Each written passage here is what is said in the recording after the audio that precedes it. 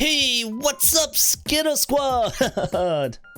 Welcome back once again, Skitter Squad, to another Dungeon Quest video. And in this video, we're gonna talk about Dungeon Quest 2. I know a lot of you are probably wondering, what the heck, Kelvin? What are you talking about? Well, watch the entire video and you'll find out. Before we begin, make sure you smash the like button, share and subscribe. Don't forget to turn on your post notifications. And without further waiting, let's jump straight to it. Alright folks, I'm actually standing right here in front of the Dungeon Quest page, Dungeon Quest 1 Tier 12 event. Yeah, a recent event just came out, an update. A lot of people aren't very happy about it, to be honest. I mean, look at the player playing right now. We're down to 4.6k. At this point, guys, I am actually able to say that Dungeon Quest is dying. Either because it's a weekday, or either because people just gave up on it, or because of its boss tiers. A lot of people has already quit Dungeon Quest. Now, what can we do about this? Obviously, VCappy can be fixing this game, throwing a few more noob friendly content back in there, nerfing up boss rates a little bit, making sure high levels aren't the only ones playing the game. But at the end of the day, guys, I truly believe that everyone that's given Dungeon Quest a try and has quit Dungeon Quest truly dislikes it. I mean, Dungeon Quest is a high quality game in my point of view. I always thought that DQ was one of the best made Roblox games ever. But why is it constantly dropping in players? Why is it dying day by day? And the big question really is, why is Dungeon Quest team doing nothing, or rather very little regarding it? So in this video, guys, I'll be coming up with a speculation, a hypothesis of maybe what's going on and why Dungeon Quest isn't being saved right now. And that is Dungeon Quest 2.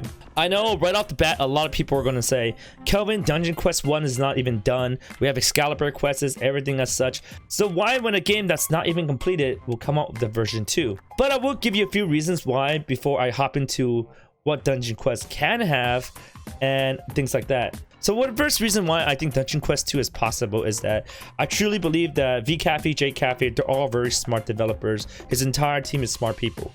He knows that the game is dying in one way or another, and this game right here is not the first game VCappy made. There was a fishing game right before this that VCappy made before, and came once, didn't do so well, and it failed. And then moved on to Dungeon Quest. Dungeon Quest, boom, exploded in the first few months of its game creation, and then slowly died down. Died down actually quite a bit, right? And then at this point, it doesn't really take much for VCappy to say, hey, this game doesn't work out anymore. I need to create a new game. You have to understand, guys, in VCappy's podcast, he was a college student who decided to take a break from college so that he can fully invest his time in Dungeon Quest. So therefore, I mean, Dungeon Quest to him is his lifeline, his salary, his money maker. So in my head right now, I'm wondering, what the heck? Why is VCappy not working harder on Dungeon Quest? It's not like he spent no time on it. It's not like he's not doing better on it. It's just that what I mean by not working harder is analyzing why it's dying and not doing things specifically to make sure it's not going to keep dying. And at the end of the day, guys, I'm still a big Dungeon Quest fan. It's still my main chick. Like I said, I really love it so much. And the only reason I'm making this video is trying to see what we can do to save it, or even help it to evolve into its next step, Dungeon Quest 2. And of course, another point that I want to bring up is, of course, you don't have to worry, guys. I would not be standing here throughout this entire video. I'll be playing some gameplay later as I explain more information. But what I'm trying to say is that another big deal is that we know that Pet Simulator 2 is coming out.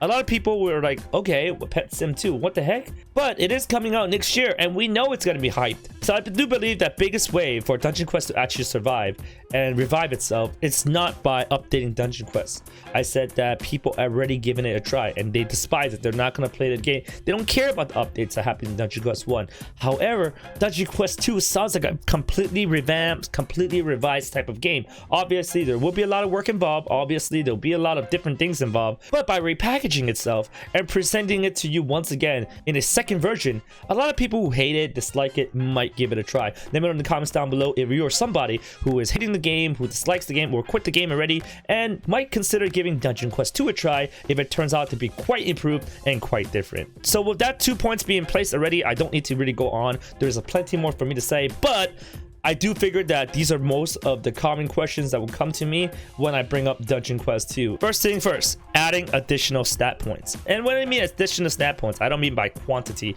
I don't mean give us 50 extra strength points. I do hope that VCappy might consider adding in something like critical attack, agility, just things like that in general.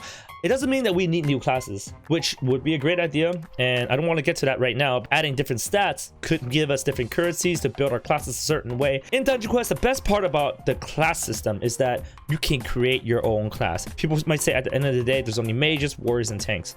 But hey, if there's a warrior that's shooting a long range beam, I don't call it a warrior anymore. I call it an archer. I call it a range target, right? So it's really based on your skills, the skills that you get, and of course the skill points. So obviously, if they, for example, add a critical stat point, you can become a glass cannon range user.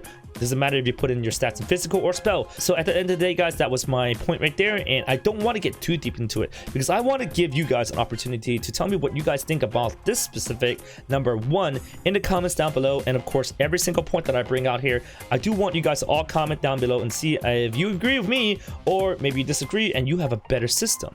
All right, number 2, let's move on to dodging mechanics. Dodging mechanics has been one of the biggest part of Dungeon Quest, making it very successful because at the end of the day, you're not like Treasure Quest, you're not like Wizard Simulator, where you kind of have to take a hit most of the time because of just the way the game works. It's not very smooth, or perhaps it was too smooth, and it's not going step by step. So what I mean is when you look into Dungeon Quest, you look through some of the fighting stuff here and the dodging mechanics and stuff, the lines pop out in a very straight form and you can kind of dodge them correctly, circles as well, and you know, all these wonky stuff. It doesn't really matter, that's not the point. I'm saying the dodging mechanics is awesome, but what if we put in dodge rows?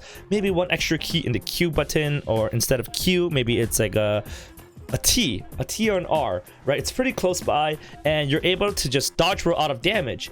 Obviously, I do think that you should not get too many of that, maybe one just in general to make things more fun, make your mechanics look cooler, and then maybe those with Game Pass can buy one more. It would sound like a pretty good idea of making a game mechanic more fast-paced, more fun, or just more flexibility.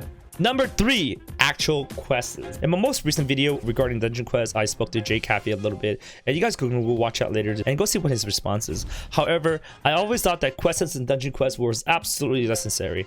It's not even just Dungeon Quest. Any dungeon crawler game can really benefit from a quest system. There's just no downside to it. You know, a simple quest system where you have to farm 5 monsters to get extra EXP, or you have to farm certain bosses so many times so that you can get a piece of an item and craft it into a legendary, or let's say at least a good item, right? I do think that those specific legendaries shouldn't be the same as the legendaries defined in RNG system, but at the end of the day, that's not a detail we need to jump on right now. But going back to it, guys, I think the quest system should be implemented through many people, from maybe level 1 to level 90, just an entire series of quests that you can go step by step with a story or not into making yourself level 90.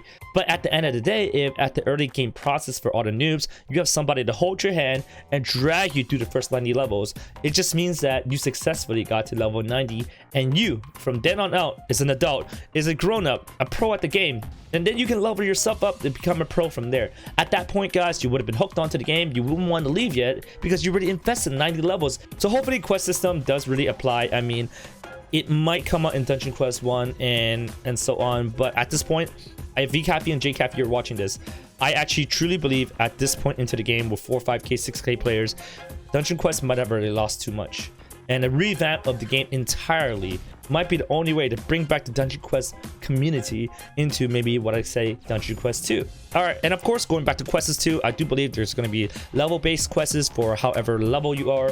Usually in a lot of dungeon crawler games outside of Roblox, you get 1 or 2 quests that will help you level up halfway or a quarter of the way to your next goal, but then you have to grind the rest. I think a lot of people are okay with that, at least the high levels are, right? Alright everybody, let's move on to number 4.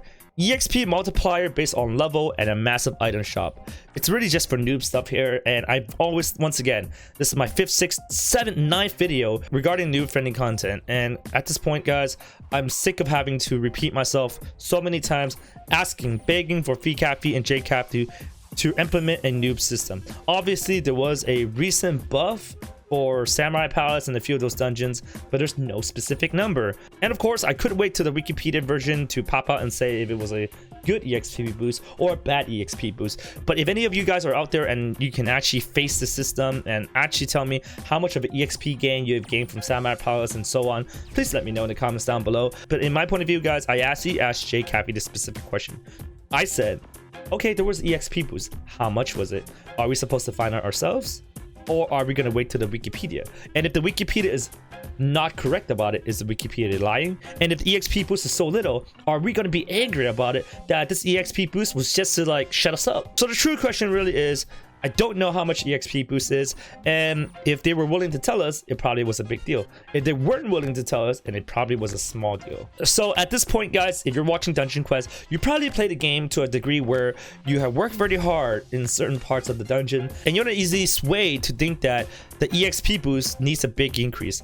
But once again, I'm still a big advocate of having a huge, ginormous EXP boost for all the lower levels, guys. And if I had control over it, I wouldn't be afraid to give the Desert Temple 5 to 10 times EXP boost. I need those guys out of Desert, Winter Pirate, King's Castle quick, and into dungeons like Ghastly Harbor, Canals, and Steampunks, or even boss raids. I need them there so that every one of my higher level tier players can actually say, wow, this game is still pretty populated, and I can still keep investing into the game instead of being the only high levels in a server and say, okay, I'll have a few friends to contact when I'm doing dungeons, but if I was going to do anything else, everybody is either too low level or the server is too unpopulated.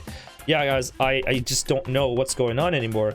Like I said, I do believe that BCappy, JCappy are extremely smart people, and if they really wanted to make the game, you know, improve in Dungeon Quest 1, I think they would have done it already. And I think at this point, they're just kind of holding off on some of the ideas so that when they revamp Dungeon Quest 1 and repackage it and give us Dungeon Quest 2, it looks like a more crazy different game. I mean, let me know in the comments once again, guys. I don't know if you agree with me, but there must be a reason, right? That they're holding off so intensely on some of these obvious updates that can help save the game, improve the game.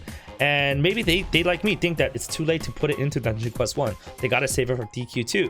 Moving on to number 5, I actually spoke about this to JCaffey, and he also agrees, adding extra gear slots, since that's also a very big advocate of just making the game refreshing. I do think that we should have more gear slots. I don't think we should have too many. Okay, so I do think that weapon, armor, helmet, boots, gauntlets, and maybe one additional armament piece, 6 sets total, will be absolutely beautiful for Dungeon Quest. Okay, you can have so many different game modes in the future. Obviously, game modes such as PvP shouldn't be giving you special gear slot gears because that's very exclusive, but boss raids should, wave defense should, and you know, just certain ways of doing dungeons should. And yeah, the cosmetic was a perfectly good example of implementing something very brand new that's not absolutely new, but new for free-to-play players into a regular dungeon. That was a great idea, but to be honest, I think they should have put that in the wave defense. So I hope, guys, that maybe Dungeon Quest 2 will revamp all its gear sets to, you know, just randomly come out, or maybe have a certain one. You can only get gloves from wave defense. You can only get boots from boss raids,